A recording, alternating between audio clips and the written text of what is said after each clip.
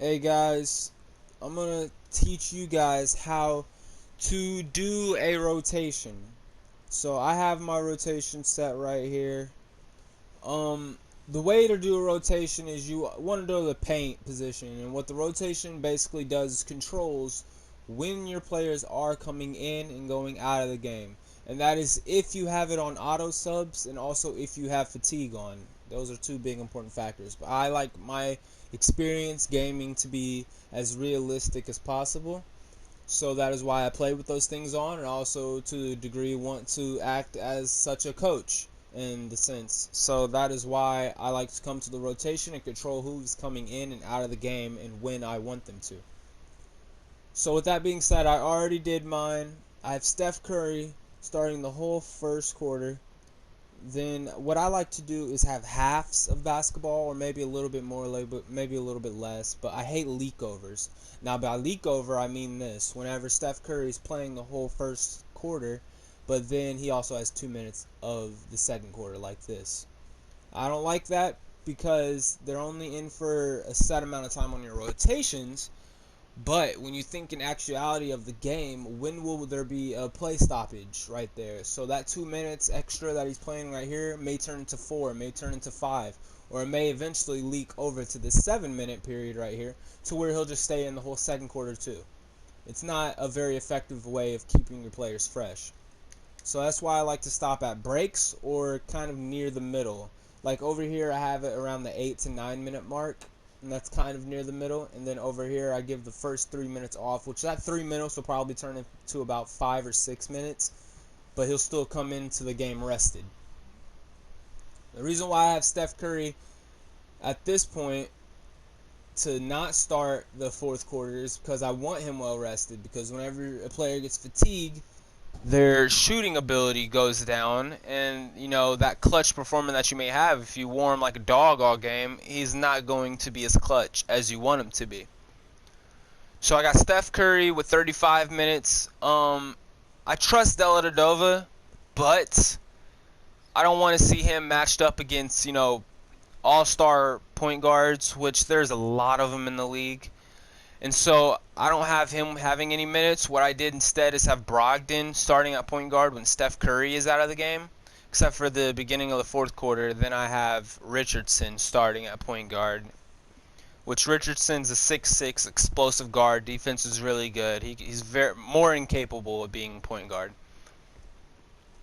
So I have Jelinka and I have Noel starting over Cantor and Farid. Now that is very debatable. They are all interchangeable. Cantor definitely has a better overall than Noel, and Farid is the same overall as Jalika, but I want Jalika starting because he's a good shooter. And whenever I have Steph Curry on the court with Jalika, such as into the second quarter, beginning of the first and second halves of game, he's going to be able to dish it out to him after driving and get that open three-pointer every single time, because the power forward position is one of the worst positions when it comes to help defense. They're very rare. They're always there for help defense, but they're very rarely can effectively get back in time.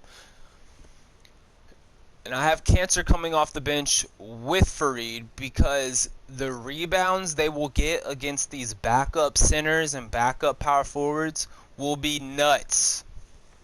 They're going to grab so many offensive boards, which put back King, that badge, both of them, it'll definitely help us get some points on the board when our star players are off the court. And that is very, very, very important. Now, when it comes to small forward, I got Richardson playing 29 minutes. He's more than capable, skill-wise, of having more minutes. But his stamina is not all there, and I want him to be pretty fresh whenever he comes in this fourth quarter. So that's why I kind of cut him short in the beginning of the second half. He has 29 minutes, and then I also need to share that with Batum, who's a very capable small forward, and then also Kyle Korver, who he can hit some pretty decent shots. So I only have Kyle Korver having 6 minutes. Maybe later on, if he does really well, I can, I'm probably going to snip him in right here at the end of the fourth quarter. Snip him in for these extra 3 minutes. He's a really good shooter. If he gets hot, unstoppable. Also, I have Brogdon playing basically the whole second half until the last half of the fourth quarter. And I have this because he'll be facing a lot of bench players. I want him to be able to explode on these bench players. And then once he gets kind of tired out over here, I'm going to put in my defensive juggernaut, Tony Allen, who, in my opinion, is the best shooting guard on defense.